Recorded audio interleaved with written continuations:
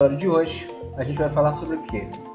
Encerramos o GIMP, né? Encerramos assim, dentro do escopo do curso, vamos falar agora de vetores, mas a gente é lógico que vai sempre fazer, né, uma relação entre os dois. A gente vai ir no GIMP de vez em quando, pegar alguma coisinha lá e vai fazer a integração agora de bitmap com vetor, porque é necessário que o desenhista de produtos gráficos, seja para a web ou para quem quer que seja, ou para qual seja a plataforma, ele saiba desenhar com vetores.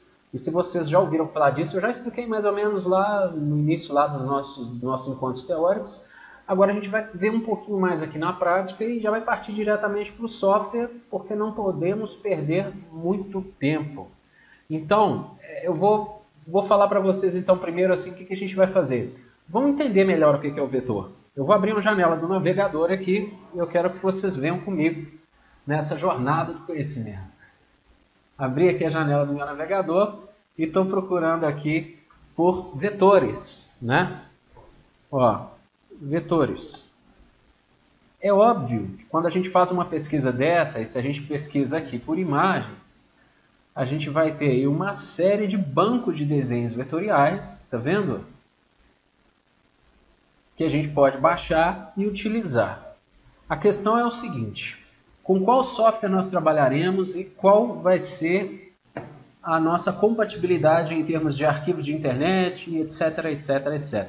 Vocês podem ver aqui que a gente tem vetores em modo PNG. Na verdade são imagens, né? E vetorizadas. Bom, gente, o vetor ele se caracteriza pelo seguinte. Se a gente pegar esse Angry Birds aqui, vocês vão ver que vocês já devem ter visto uma série de desenhos vetoriais, não só em jogos, mas também, né, em canais aí.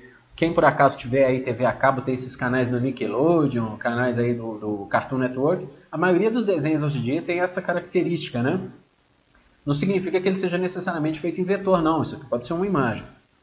Mas de fato, a gente tem como característica principal do vetor o fato dele ser um pouquinho mais simplificado, ó. Por quê? Porque o vetor ele não permite, na verdade ele permite, mas não é muito usual gradientes, né? E outros efeitos de profundidade, movimento e tal. Vocês podem ver que ele é mais chapadinho um pouco, tá vendo? Aqui os minions em vetor. E se eu procurar por desenhos vetoriais que contenham gradientes ou que contenham degradê, como a gente diz, eles vão ser difíceis de encontrar, a não ser por determinados casos, como este aqui, por exemplo, e outros que eu vou mostrar para vocês. Quer ver? Eu gostei muito desse Batman aqui, né? Olha esse da Disney, que bacana. Tá vendo? A vantagem, gente, é que um desenho feito em vetor, você pode aumentar ele indefinidamente. Você pode imprimir isso aqui do tamanho da lua, se você tiver uma impressora que dê saída. Porque ele não vai perder a resolução. Isso aqui, cara, por ter sido feito em vetor, também é de uma qualidade excepcional. Mas só para mostrar para vocês assim, como é que existem pessoas nesse mundo, né? Que eu chamo de pessoas... O que eu fiz aqui, gente? Que eu chamo de pessoas taradas, né, cara? Pessoas que pegam para fazer um negócio e vão em atividades difíceis até o fim. Carro vetor. Bom, reparem nisso aqui, gente. Reparem na qualidade disso aqui. Isso parece um desenho feito em aerógrafo, seja lá o que for. Olha isso. Isso tudo é desenho vetorial. Mas pode me falar, gente, mas se o desenho vetorial ele difere da imagem justamente porque ele não tem pixels, porque essa questão de gradientes, de brilhos e contrastes nele é um pouco problemática de ser feita, como é que o sujeito me apresenta um trabalho com esse grau de refinamento aqui? Imaginem, gente, que são várias camadas uma por cima da outra, até a gente conseguir fazer o efeito desejado. Por exemplo, o brilho aqui é uma camada, essa aqui de trás é outra, ó, isso aqui está por cima disso, isso aqui está por cima disso. Então imagine como isso aqui fosse um grande labirinto de recortes em papel. É como se fosse mais ou menos isso. Imagine como se fosse feito de encolagem de camadas em papel. A famosa variante aí, para quem conhece. Né? Meu pai tinha uma amarela. Então, o desenho vetorial, gente, ele vai desde construções mais simples assim, que a gente pode usar para ícones, a gente pode usar, olha só, por uma série de... Olha que bacana isso aqui, né? Olha que bonitinho. E ele pode também ser feito de uma maneira mais realista. Eu, particularmente, acho que usar desenho vetorial para fazer coisa realista, eu preferiria fazer de outra forma, assim, mais objetiva, né? Que não fosse demorar 10 anos da minha vida para concluir. Isso aqui não, isso aqui é foto, tá, gente? Aí, mas enfim, voltando a falar sobre os vetores. Se eu coloco aqui, desenho um vetor. Agora eu quero baixar uma coisa para mostrar para vocês aqui, né? Vamos imaginar que eu quero pegar, por exemplo,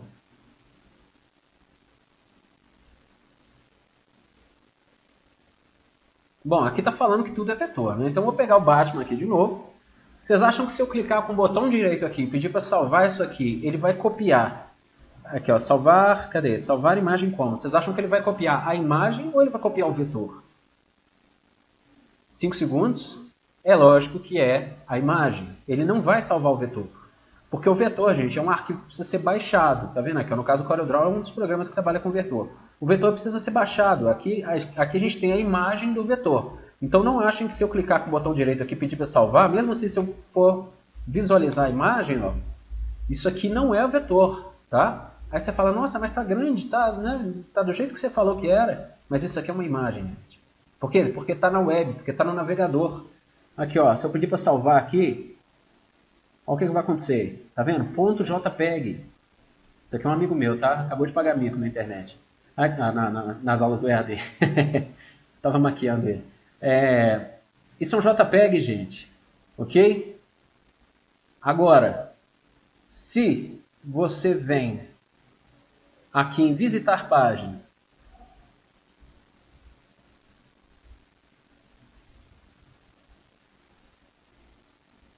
fecha, e aí, olha aquele primeiro, eu vou salvar, lógico que eu vou salvar.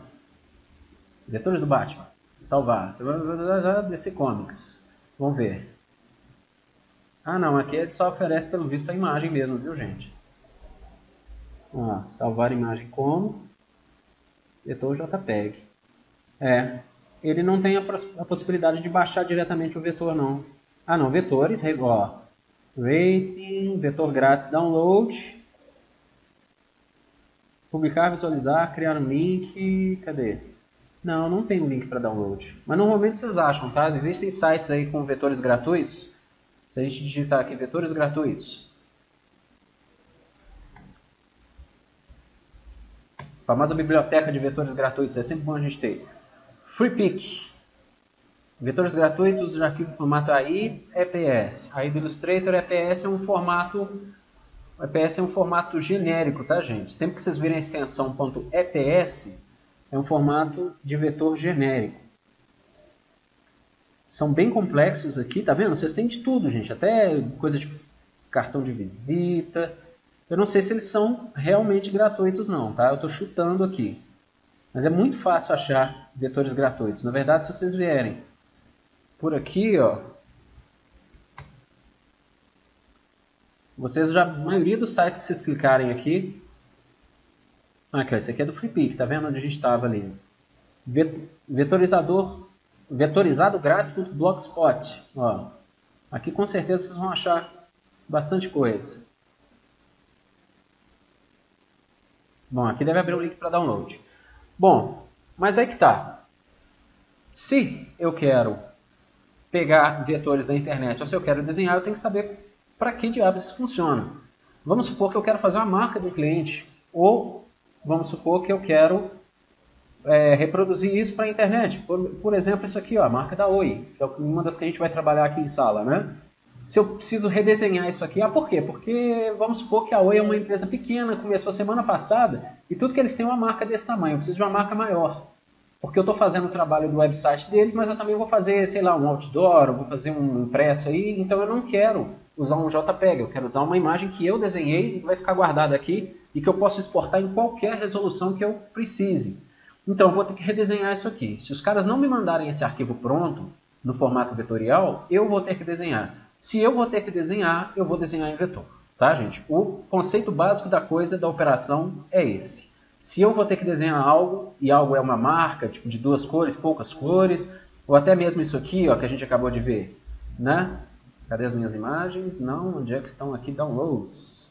Ó, se é tipo isso aqui, né? Se eu vou ter que desenhar, melhor eu gastar meu tempo desenhando em vetor do que desenhar isso à mão e escanear, ou então desenhar no GIMP, seja lá.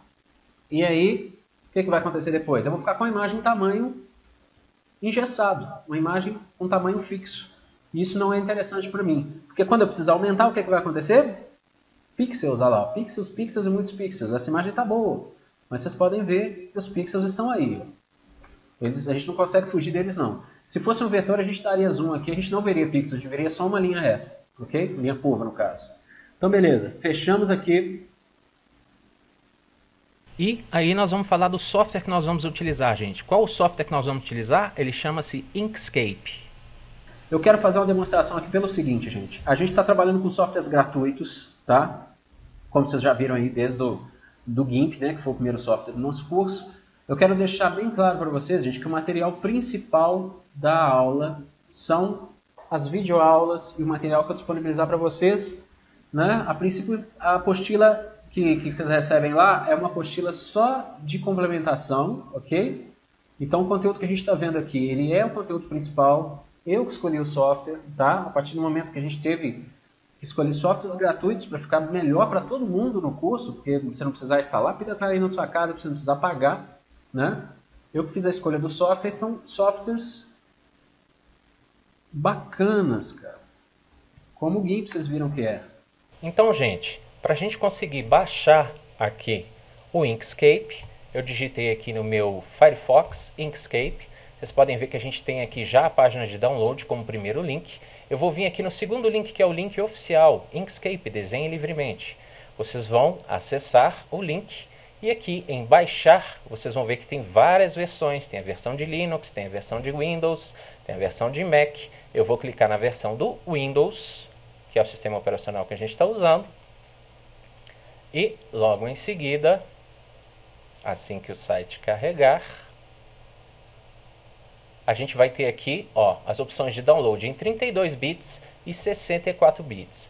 Não assustem, porque as instruções estão em inglês, tá? Inclusive o nome do arquivo aqui, installer.exe, tá vendo? Eu vou clicar aqui para baixar. Ele vai demorar um pouquinho, só que eu vou cancelar, porque eu já tenho aqui na minha pasta de downloads o arquivo baixado. É só seguir as instruções, tá, gente? Não tem segredo, não tem segredo nenhum. Você pode fazer a instalação dele limpa, tá? Ela não coloca nenhum outro aplicativo, não coloca Baidu, não coloca nada. Então esses softwares open source, eles se preocupam muito com isso, ok? Então a partir do momento que a gente instalar, vocês vão ver que ele vai gerar um ícone aqui na nossa área de trabalho, como vocês podem ver. E quando eu abrir o software, vocês vão ver que os menus estão em português. Mas é uma coisa muito comum, gente, inclusive para alguns softwares que a gente vai vir a trabalhar no futuro, que esses softwares sejam em linguagem inglesa, né, em linguagem internacional. Isso é uma coisa que eu gostaria de pontuar com vocês, é muito importante. Eu sei que tem gente que morre de medo aí do inglês, e tem gente que não sabe, ou que não quer aprender, ou que tem preguiça, ou que já tentou aprender, e outros que dominam, ou que têm uma certa facilidade. Eu gostaria de fazer um comentário a respeito disso, que eu acho muito importante e eu acho que seria a hora correta de fazer esta pontuação. Então vamos lá. Eu sei que muitos de vocês já vão ter intimidade com isso, não vão ter problema com relação a isso, e outros vão achar muito ruim ter que trabalhar com a língua estrangeira. A questão, gente, é que eu vou ser bem sincero aqui com vocês. Se o português, que é uma língua que a gente precisa ter assim, o máximo de domínio possível, né, cara, para fazer bons trabalhos na área de comunicação, publicidade, para desenvolver sites, para trabalhar com clientes, se o português ele é indispensável, o inglês ele também é na nossa área. Infelizmente ou infelizmente, né, nesse mundo globalizado que a gente está, onde a gente tem acesso a tudo, a qualquer hora, né, a gente pode entrar na internet e acessar o mundo inteiro, é essencial, gente, que se vocês têm alguma antipatia pela língua inglesa, que vocês deem um jeito de estudar, de fazer um cursinho, ou de até mesmo estudar em casa, gente. Hoje em dia vocês com acesso à internet, vocês conseguem o que vocês quiserem, vocês conseguem dominar o mundo com a internet nas mãos. Então dá para aprender inglês pela internet, dá para aprimorar um pouquinho, caso você já saiba. Por que eu estou falando isso, gente? Porque toda essa nossa área, ela sofre melhorias constantes, vindas lá de fora, de outros países. E o inglês é a língua que amarra isso tudo. Se a gente está trabalhando com tecnologia e a gente está inapto a ler, por exemplo, um artigo da Apple que saiu de uma nova tecnologia, a gente vai ficar de fora? Vai ficar esperando que traduzam isso para a gente? É óbvio que vai ter uma tradução vindo aí a qualquer momento. Mas quando a gente amplia a nossa navegação, principalmente a nossa busca, né, a gente tem uma gama de resultados que eu vou falar para vocês assim, que mudou significativamente a minha vida depois que eu comecei a pesquisar em inglês, tá? É muito conteúdo que a gente acha, tanto em termos de texto, de leitura, de pesquisa, como em questão assim de procura de imagens. A mesma pesquisa que eu fiz por vetor aqui, vamos fazer ela só por teste aqui em inglês, só para vocês verem. Ó, eu vou vir aqui no meu navegador e vou destacar vector.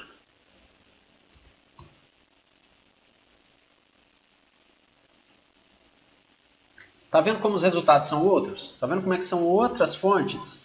Vocês podem achar aqui desenhos, vetores e imagens de sites que às vezes são bem melhores para fazer download e tal do que aqueles que vocês estavam procurando em português. E uma coisa que eu falo para vocês assim, isso não é síndrome de vira-lata e nem é complexo, tá, gente? Nós somos brasileiros com muito orgulho, mas tem muito site avacalhado no Brasil. Tem muito site que você entra, começa a instalar Baidu e a opção de antivírus com uma porcariada na sua máquina. E os sites gringos, geralmente, eles vão direto ao ponto. Não tem muita enganação. Os sites são mais bem elaborados e tal. Isso aqui eu estou falando por experiência própria, mas é uma opinião pessoal, assim, que eu não quero que vocês me julguem por ela, tá, gente? Nada contra os nacionais. Inclusive, a gente tem que dar preferência para quem é para os nossos chegados, os sites nacionais. Mas, enfim, só para mostrar para vocês que a gama de resultados, ela varia muito e ela é muito rica, tá? Então, sempre pensem nisso que eu estou falando para vocês. Quem tiver dificuldade com a língua inglesa aí, engole a seco e saiba que o que eu estou falando é para o bem de vocês, tá? Porque tem que saber inglês, sim. Tem que saber muito bem o português e tem que saber o inglês, porque nós estamos trabalhando com comunicação, tá, gente? Então, falando propriamente do software, vamos aprender aí alguns macetes e algumas operações básicas que a gente pode fazer para entender melhor o funcionamento do software nos seus primórdios, ou seja, nas suas formas básicas e no seu modus operandi mais prático. Vocês, a princípio, podem reparar que quando eu movo o mouse, a gente tem duas setinhas aqui, duas setinhas pretinhas, ó, que vão nos dizer aonde nós estamos em termos de medidas e régua, tá? Isso pode ser muito útil na hora que você está querendo desenhar objetos ou na hora que você está querendo redimensionar. A nossa ferramenta de seleção, que é a ferramenta básica que já vem selecionada, e a nossa ferramenta de zoom, que é algo muito importante. Uma coisa que eu já queria pontuar para vocês é que se vocês passarem o mouse aqui nessa lateral, vocês vão puxar e vai abrir uma abazinha em branco. Essa aqui é uma aba de propriedades, tá, gente? Uma aba onde você vai lidar com propriedades de objeto, mas como a gente não tem nenhum objeto na tela, essa aba está em branco. Então eu vou começar aqui desenhando simplesmente um retângulo, tá? Como eu já estava mexendo no software, eu configurei esse retângulo para que ele tivesse o preenchimento cor-de-rosa e o contorno ciano, porque eu já tinha feito essa alteração aqui. Normalmente ele vai aparecer preto com preto. Como é que eu altero as cores de um objeto? Aqui embaixo vocês têm uma tabela de cores. Ó, se eu clicar aqui com o botão esquerdo, ele vai preencher o retângulo de preto. E se eu clicar com o botão direito, ele vai perguntar se eu quero aplicar ao contorno ou ao preenchimento. Se eu clicar aqui com o botão direito e pedir para aplicar o contorno, vocês estão vendo que ele que o software está mudando a cor de contorno aqui. Mas onde é que eu faço para mudar mais propriedades de preenchimento e contorno desse retângulo? Se eu clicar com o botão direito, vocês vão ver que eu tenho aqui, ó, preenchimento e contorno. Preenchimento e contorno, eu tenho preencher, onde eu tenho aqui o RGB, tá? Que eu posso fazer um preenchimento mais intuitivo, porém menos prático do que a nossa régua de cores aqui, que já tem cores básicas. tá? Se a gente vier aqui em cor de contorno, a gente tem a mesma opção. Olha lá, a gente está alterando a cor do contorno. Vou alterar aqui para azul. E se a gente vier aqui em contorno, a gente tem a largura em milímetros, ó. E a gente pode alterar também para pixels, para centímetros, para pontos. Geralmente eu costumo trabalhar com pontos, tá?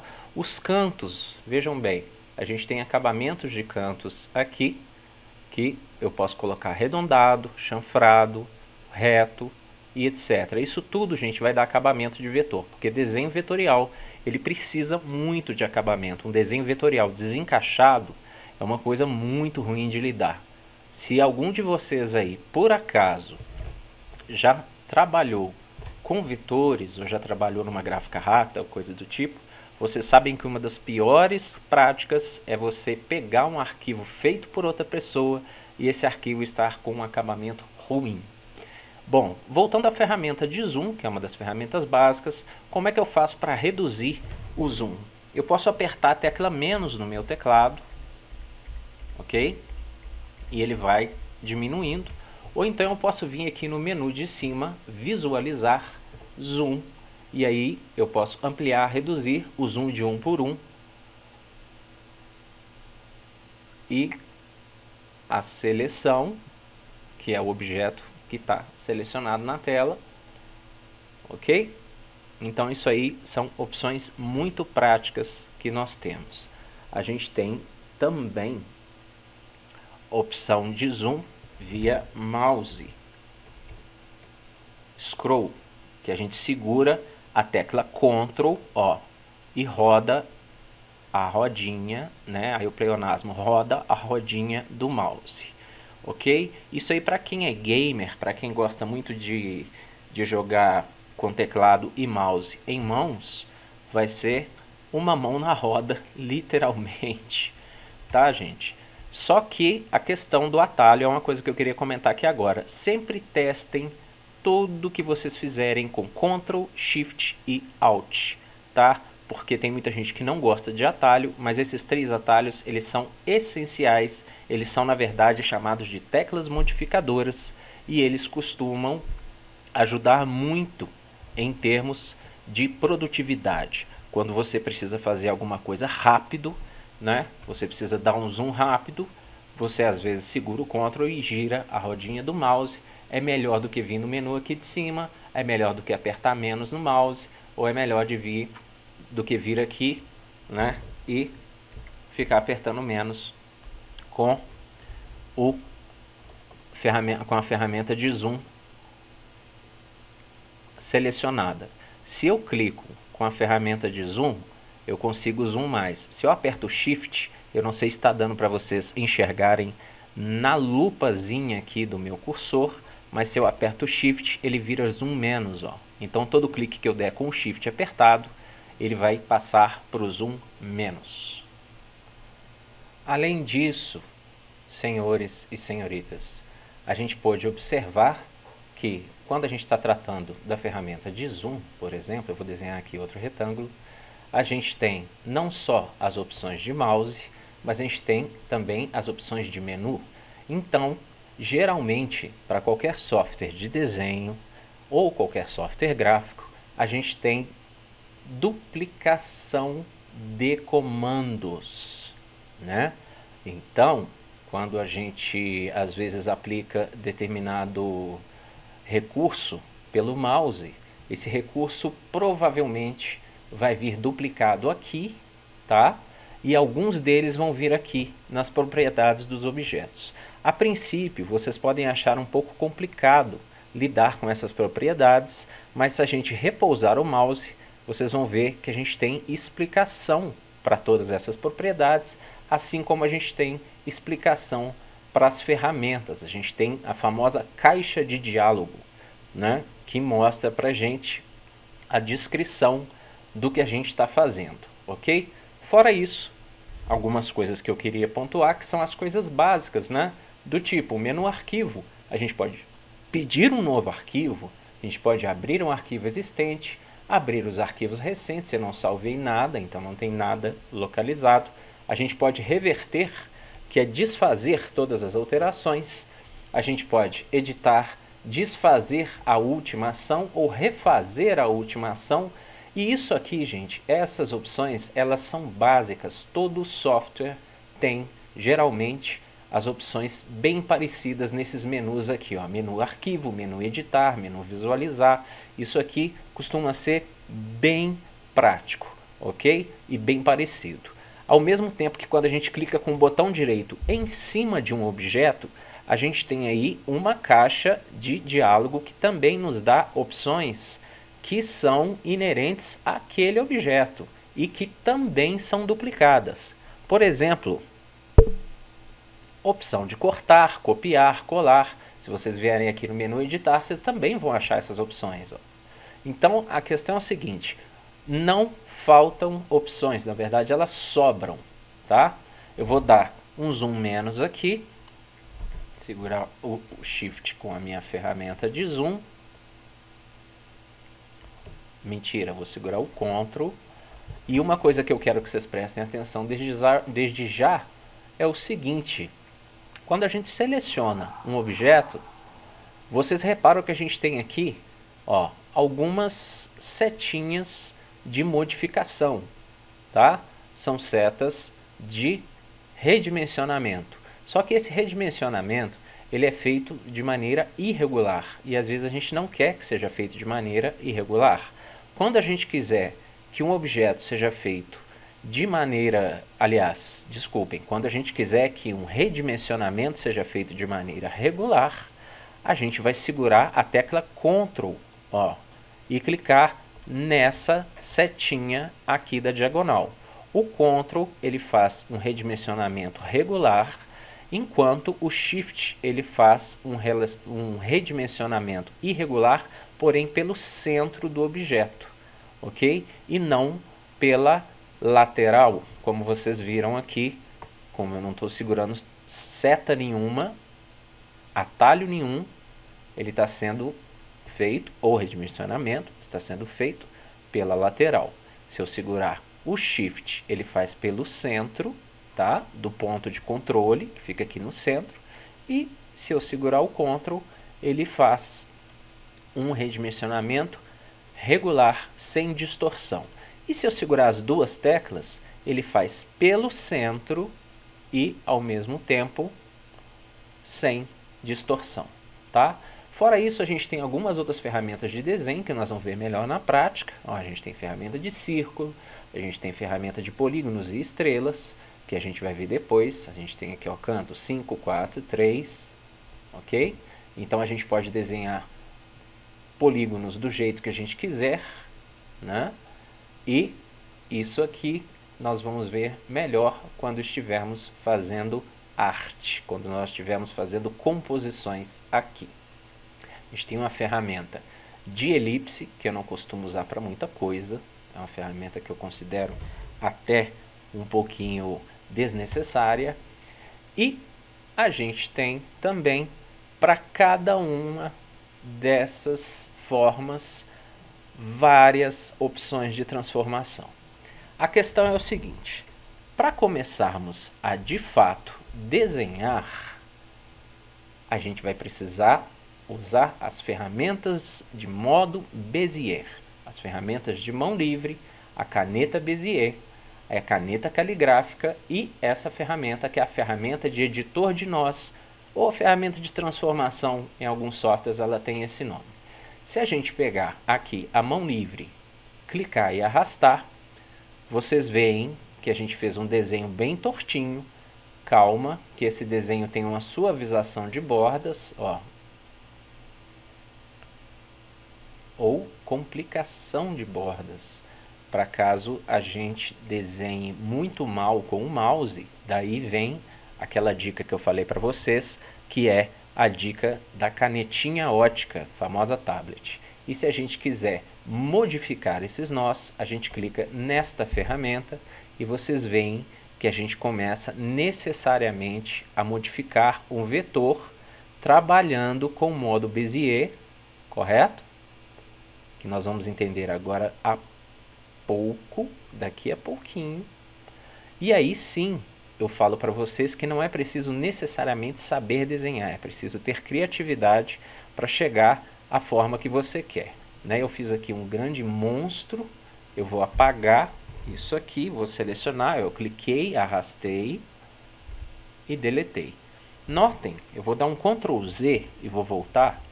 Notem que se eu selecionar o objeto todo, embora eu esteja em interseção com esse objeto de baixo, mas se eu selecionar o objeto todo, eu apago somente esse objeto.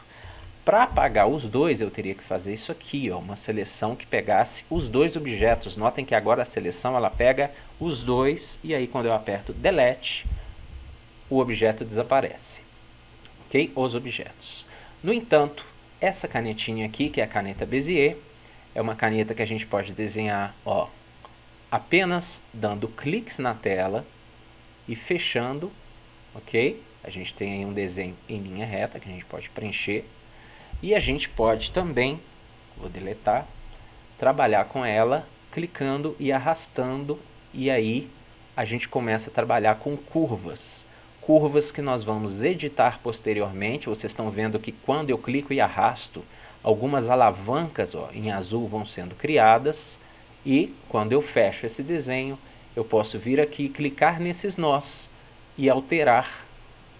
A partir do momento que eu consiga clicar, né, que eu sou um cara meio míope, eu posso alterar as curvas, ok? Então vamos para a teoria um pouquinho, vamos falar um pouquinho a respeito do desenho com a ferramenta de Bezier e depois a gente volta para o software. Vamos entender melhor então, gente, o que é a tal curva de Bezier e para que ela serve, né? De onde ela surgiu e por que é que nós precisamos usá-la. Então vamos primeiro para a Wikipedia aqui para a gente estudar de onde ela veio, o que é ela afinal de contas, e depois a gente vai ver na prática, ok? Então aqui, gente, olha só, a curva de Bezier, tem muita gente que fala curva de Bezier, né, por causa da grafia aqui, mas a certa é curva de Bezier mesmo. É uma curva polinomial expressa como a interpolação linear entre alguns pontos representativos, chamados de pontos de controle, são aquelas arestazinhas que vocês viram lá nas quinas dos retângulos. É uma curva utilizada em diversas aplicações gráficas como Illustrator, Freehand, Fireworks, GIMP, Photoshop, Process, Inkscape, CorelDRAW e formatos de imagem vetorial, como SVG. Esse tipo de curva também pode originar superfícies de Bezier, bastante utilizadas em modelagem tridimensional, animações, design de produtos, engenharia, arquitetura, entre as outras aplicações. Foi desenvolvida em 1962, olha só, fiquem assustados, porque esse troço que a gente vai trabalhar é antigo, e seu nome é devido a quem publicou o primeiro trabalho sobre a curva, o francês Pierre Bezier, funcionário da Renault, que usou para design de automóveis. Ela foi estruturada a partir do algoritmo de Paul de Casteljol, que eu não sei como é que pronuncia isso, da Citroën, em 1957, que é tipo assim, a primeira versão é mais antiga ainda, e foi formalizada na década de 60. Ok? Então, isso que a gente vai estudar aqui, gente, é pura matemática. Isso já existe. Vocês estão vendo aqui. Caso vocês queiram pesquisar e estudar depois, fiquem à vontade, tá? Tem muitas fórmulas aqui lindas, maravilhosas para vocês estudarem. Que, aliás, não são só essas, são várias. Aqui está resumido, muito resumido. Quer ver? Ó? E aqui, gente, a gente tem alguns dos comportamentos que foram estipulados a essa curva. Digamos que os caras precisavam de uma ferramenta de desenho, né? Uma ferramenta de desenho de polinômios e tal, e os caras desenvolveram a curva de Bezier, o tal do Bezier, né, desenvolveu. Se a gente procurar aqui em Bezier Curve, em inglês, vocês vão achar o mesmo link da Wikipedia, mas o link da Wikipedia International. Está carregando. E aí vocês vão ver que além das explicações serem mais amplas, as fórmulas matemáticas que explicam, tá vendo? A equação que a gente está trabalhando e os exemplos de comportamento dessa curva quando em ferramenta de desenho são muito mais completos e complexos. Aqui, ó, embora vocês vão falar assim, eu nunca vou ler isso, né? Nunca vou entrar para ver essas fórmulas, mas saibam que existe e que o conteúdo está muito mais complexo no inglês. Toma, não está falando com vocês? O inglês é diferenciado. Então, olha só a explicação de conceito dela, olha como é que é muito mais ampla. Tá vendo? Enfim, no final das contas, a informação está aí, tá? Eu acho que deu para entender ou não deu para entender nada. Então, gente, agora é hora da gente aprender na prática como é que funciona esse desenho vetorial e fazer algumas coisas aqui no computador mesmo para que a gente assimile isso. É difícil, tá, gente? Alguns de vocês vão ficar um pouco frustrados e para outros de vocês essa lógica vai entrar assim na cabeça como uma flecha. Então, é importante que vocês façam aqui comigo na aula e que depois dessa aula vocês pratiquem em casa com os exercícios que eu vou passar, tá? Que vão estar no sistema lá na parte de objetos de aprendizagem, ok? Disponíveis para vocês aí que acessam aí o MyClass. E outra coisa, nós vamos fazer isso em 2 etapas. Primeiro eu vou passar uma espécie de um modelo, a gente vai importar um modelo para cá e vai desenhar por cima dele. E na segunda etapa a gente vai tentar desenhar do zero, sempre de acordo com o que eu estou fazendo aqui, tá? Não precisa ficar perfeito, mas vocês têm aí um vídeo para seguir. E aí a gente vai concluir essas 2 etapas ainda na aula de hoje, ok? Então vamos lá, vamos desenhar? Para começar a entender então, gente, o funcionamento da ferramenta de Bezier, eu trouxe aqui alguns arquivos que vão estar no sistema para vocês e a gente vai desenhar por cima deles como gabarito. Vai ser a nossa primeira missão e para isso eu posso fazer de algumas formas. Eu vou clicar aqui, vou arrastar para o ícone do programa que está aqui embaixo e vou soltar na tela. Quando eu faço isso, aparece aqui, ó, JPEG Bitmap Image Import. Notem que algumas coisas são em inglês ainda no software, tá vendo, gente?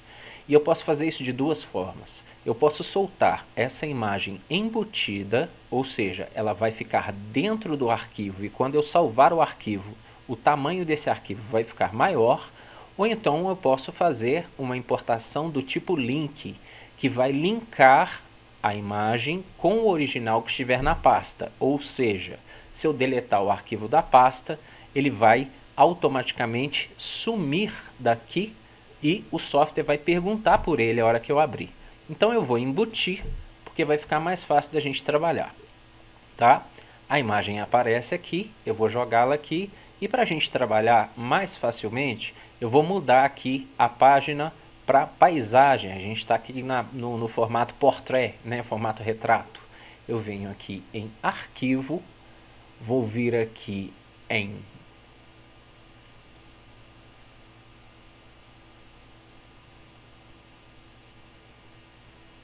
propriedades do desenho. Meu antivírus está apitando. E aqui a primeira opção que vocês vão ter vai ser a opção de página. Vocês estão vendo aqui retrato e paisagem. Eu vou clicar em paisagem, tá? Eu vou fechar, vocês vão ver que a janela vai mudar. Vou colocar esse arquivo aqui e eu posso também, ó, vir aqui nesse íconezinho do lado e importar figura ou imagem. Tá vendo? E ele vai abrir uma janela para mim, ok?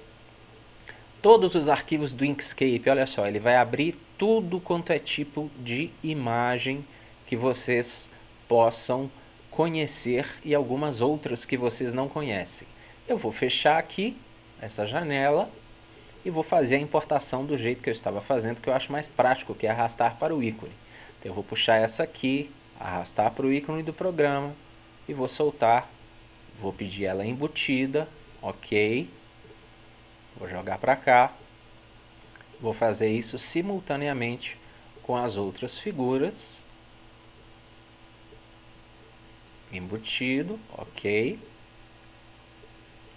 E agora eu vou trazer a última, que é a mais complexa, que é a do violino, que nós vamos fazer hoje ainda também.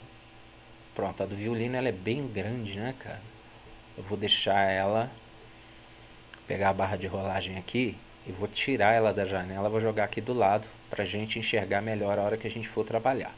A questão é o seguinte, quando a gente desenha por cima de imagens, o fato da imagem estar na tela e estar selecionável atrapalha um pouco a gente.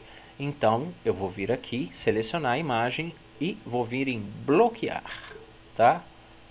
Ó, vou bloquear cada uma delas, porque aí eu não consigo clicar na imagem mais, e pelo fato de eu não clicar, aqui ó, tá? Eu consigo desenhar por cima sem maiores problemas. Então eu vou dar um zoom aqui, vou pegar a ferramenta de caneta Bezier e vamos aprender a fazer linhas retas, como eu fiz agora há pouco. Eu dou um clique aqui, eu não arrasto, tá, gente? Ó, eu dei um clique, soltei o botão do mouse e vou dar outro clique aqui, outro clique aqui, outro aqui, outro aqui e outro aqui. Pronto. Agora eu dou um ESC, ele para de desenhar. Na verdade ele sumiu com a minha figura toda. Então eu vou fazer de novo. 1, 2, 3, 4, 5, 2 cliques. Quando eu der 2 cliques, ele vai fechar essa imagem, ok? Vou vir aqui nas propriedades do objeto, clicar com o botão direito, pedir aqui preenchimento e contorno, e vou vir aqui em contorno e vou aumentar um pouquinho a espessura, ó.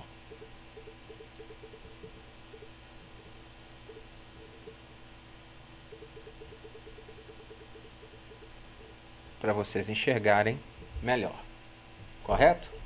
Então até aí, muito simples.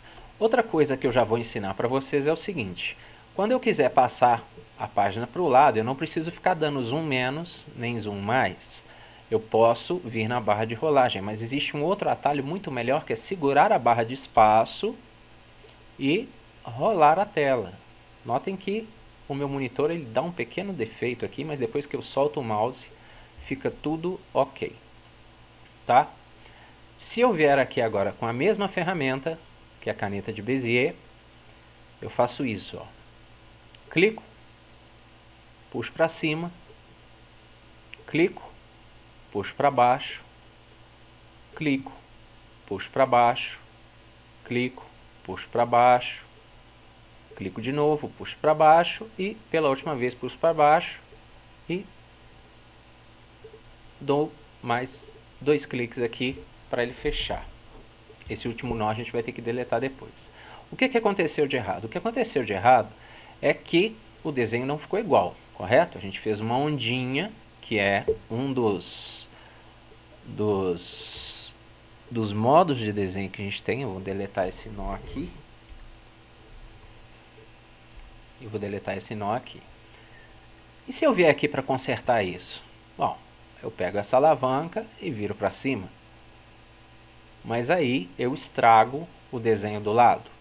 Qual que seria o jeito correto de sair deste pequeno labirinto? Vocês estão vendo que quando a gente tem um nó selecionado aqui, a gente tem algumas opções aqui em cima de modificação desse nó. Tá vendo? Quando eu clico em tornar nós cúspides, ó, ele quebra a relação, né, de tangência de uma curva com a outra. Então eu teria que fazer isso aqui em todos eles, ok?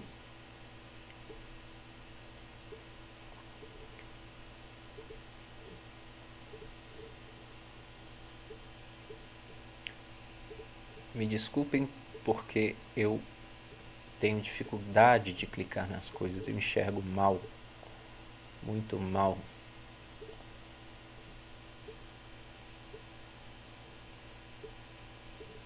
Espera aí, cadê as alavancas deste nó aqui? Elas estão embutidas aqui dentro, gente, e é difícil às vezes sair dessa sinuca, tá? Acostumem-se com isso. Eu vou dar um zoom aqui.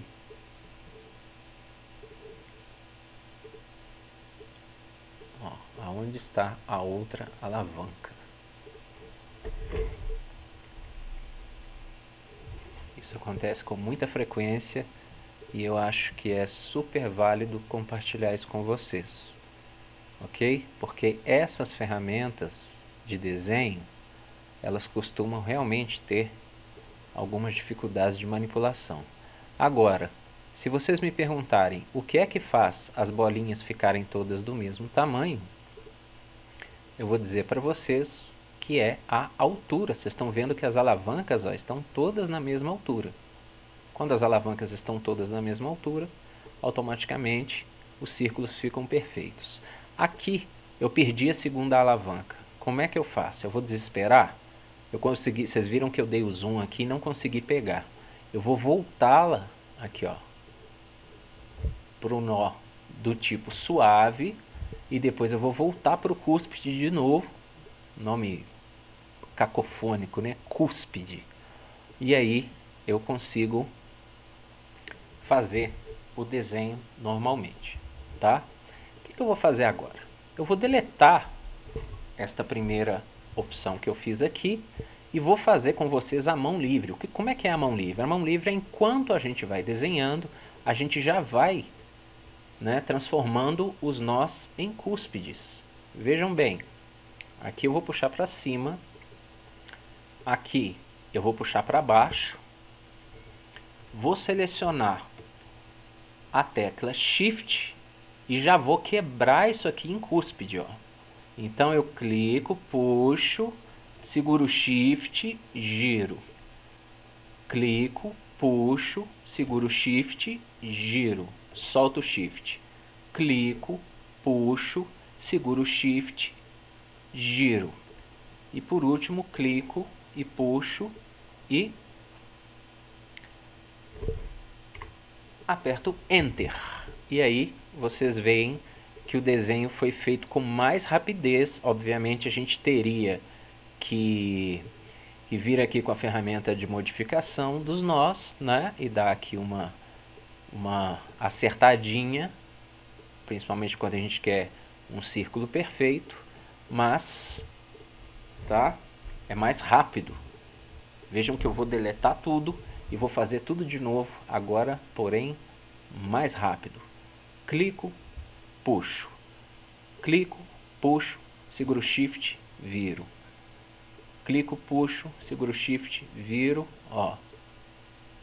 Shift, vira, clica, puxa, Shift, vira, clica, puxa, Shift, vira e Enter. Ok? A primeira ali eu esqueci de puxar. Eu posso simplesmente puxar para cima. É que eu puxei para baixo ali ao invés de puxar para cima. Tá, gente? Isso aqui é nada mais do que aquela teoria que a gente viu agora há pouco na Wikipedia. Tá? A gente tem aí a comprovação de como é que funciona a ferramenta de Bezier. Ok? São desenhos básicos, mas a gente sabe, trabalhando com desenho, que qualquer coisa a gente pode fazer com formas básicas. É a partir desse conceito básico que nós vamos estar aptos a desenhar qualquer coisa que quisermos. Aqui é mais fácil ainda, gente. Eu vou pegar aqui. Eu sempre confundo entre essas duas ferramentas, tá? Aqui eu clico, puxo para cima. Opa, pego. Tá vendo como é que eu confundo? Eu peguei a errada. Ó, clico, eu acho que é para baixo, hein? Clico para baixo. Clico para cima. Não, errei. Vou fazer de novo. Clico, puxo para cima. Clico, puxo para baixo. Clico, puxo para cima. Clico, puxo para baixo. Clico, puxo para cima. E clico, puxo para baixo. Aperto Enter e tá aí o desenho, tá? Tudo isso, gente, daqui a pouco eu vou dar um tempo para vocês refazerem esse exercício para vocês entenderem melhor o funcionamento de tudo isso que nós estamos vendo, ok? Eu vou vir aqui em visualizar, vou vir em zoom e vou pedir visualização da página. Pronto. Agora vamos para o mais difícil de todos, que é o violino. O violino, gente, ele é um gabarito. Vocês vão achar vários gabaritos na internet, inclusive no sistema. Eu vou deixar alguns gabaritos para que vocês possam treinar em casa. Como é que é o funcionamento desse gabarito? Ele é um pouco complexo, tá? Então eu vou fazer aqui sem testar. Eu já fiz esse gabarito várias vezes na minha vida, mas eu sempre cometo alguma gafe quando eu estou desenhando esse gabarito de novo, ok? Então vamos ver se eu consigo acertar, e cada erro que eu fizer vai ser também um aprendizado para vocês. Vejam bem, a gente tem aqui quadradinhos, que é onde a gente vai clicar. Aí a gente vai clicar e arrastar para o pontinho vermelho e soltar o mouse. Depois a gente vem no quadradinho, clica, puxa, solta o mouse. E assim por diante. Quando a gente tiver esse movimento mais complexo que vocês estão vendo aqui, a gente clica, puxa para o vermelho, segura o Shift e arrasta para o amarelo. Aí a gente vai transformar um nó, que é um nó de curva tradicional, num nó cúspide. Então vamos na prática, vamos ver se eu acerto de primeira. Clico, arrasto, solto. Clico, arrasto, solto. Clico, arrasto, solto. Clico, arrasto, até o vermelho, seguro o Shift, quebro para o amarelo, solto. Clico, arrasto para o vermelho, seguro o Shift, quebro para o amarelo, solto. Aqui eu só clico, arrasto para o vermelho. Aqui eu clico, arrasto para o vermelho, seguro o Shift, quebro para o amarelo, solto. Aqui eu clico, arrasto para o vermelho, solto. Clico, arrasto para o vermelho, seguro o Shift, quebro para o amarelo, solto. Aqui eu clico, arrasto para o vermelho, seguro o Shift, quebro para o amarelo, solto. E por último, eu clico aqui e puxo para o vermelho de novo e fechei o violino. Posso preenchê-lo, tá vendo? Que vocês vão ter aí a forma completa.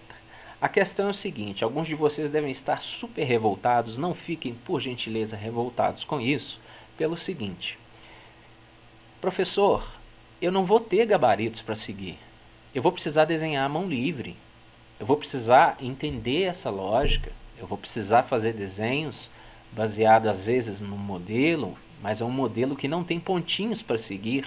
Eu vou às vezes precisar desenhar coisas que vêm do zero, vêm da minha criatividade. Como proceder nesse caso? Calma, nós estamos aprendendo didaticamente por etapas.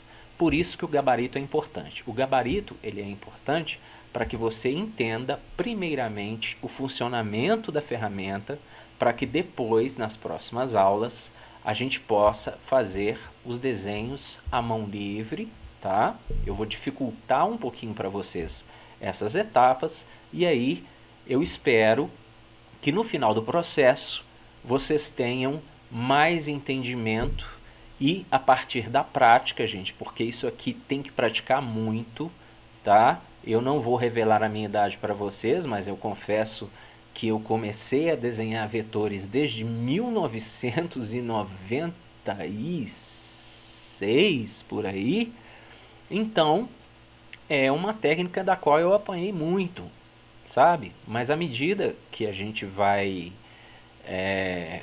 praticando, a técnica vai entrando na nossa cabeça, né? A teoria ela vai entrando na nossa cabeça e a prática torna-se mais suave e menos dolorosa. Tá bom? Bom, gente, além disso, uma coisa que eu não falei para vocês, mas vou falar agora, é o seguinte. Esses objetos que a gente bloqueou e que a gente não consegue mais mover, vocês vão perguntar assim, se eu quiser deletar isso, né? Eu acabei de desenhar e quero deletar o objeto de fundo e ficar só com o meu desenho. Vocês vão vir aqui em Objeto, vocês vão... Onde está? Desbloquear todos os objetos. Aonde é que eles estão? Desbloquear todos. Aqui, ó. Achei. Desbloquear todos. Aí eu consigo selecionar e deletar não só os que eu fiz, mas os que eu deixei bloqueados. Ok? Eu gostaria que vocês fizessem de exercício, eu vou pontuar isso aqui agora, a hora que eu voltar a minha imagem aqui na câmera, que eu gostaria, do final da aula, vou deixar um tempo maior, inclusive, aí para que vocês façam isso, para que vocês busquem algo na internet e desenhem por cima, tá? Vou deixar no sistema aí mais um gabarito também, caso vocês queiram seguir, e vou deixar também isso aqui, ó. Eu vou deixar a marca da Oi. A marca da Oi, eu vou jogar para cá, eu vou embutir, Só que ela não tem pontinhos, né, cara? Ela não tem pontinhos para vocês seguirem. Vou vir aqui e vou bloquear este objeto.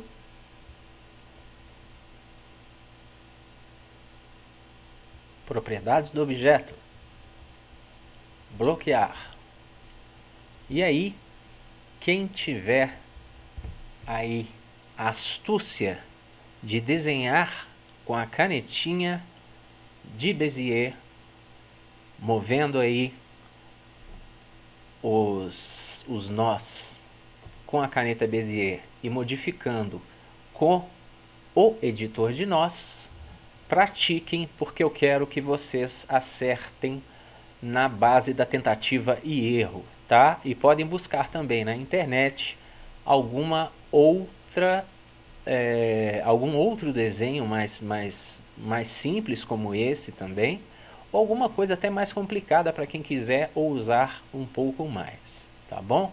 Lembrando que caso vocês queiram desbloquear esse objeto, vocês vêm aqui objeto, desbloquear todos, e aí o objeto fica livre para que vocês deletem depois, tá?